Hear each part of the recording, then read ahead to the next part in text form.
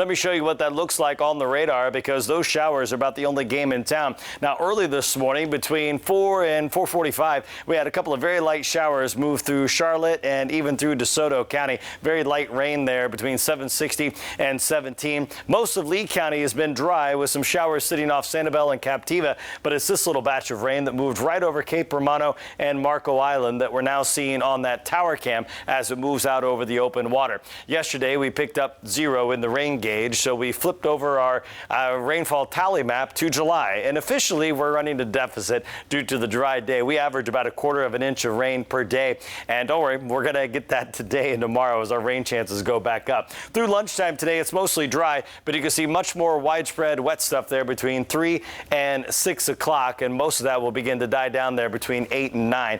So do expect that evening commute home to be a little wet. Our temperatures upper 70s to near 80 this morning. It's very sticky outside. That's to be expected this time of year. And a little good news with our rain chances, although they go back up today and tomorrow.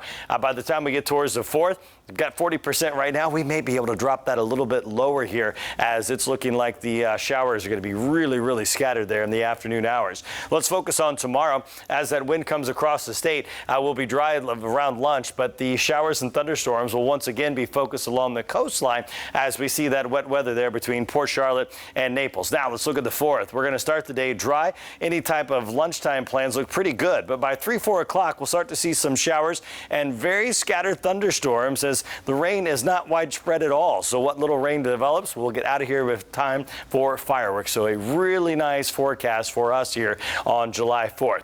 This is an absolute monster. This is unprecedented to have a Category 5 in the Caribbean there south of Puerto Rico. This is the earliest, and not only a Category 4 hurricane developed, but now a Cat 5, and it continued to strengthen overnight. And we're looking at a storm with winds sustained at 165 miles per hour. They are gusting up to 200 as this storm is moving at a pretty good clip to the west-northwest there at 22 miles per hour.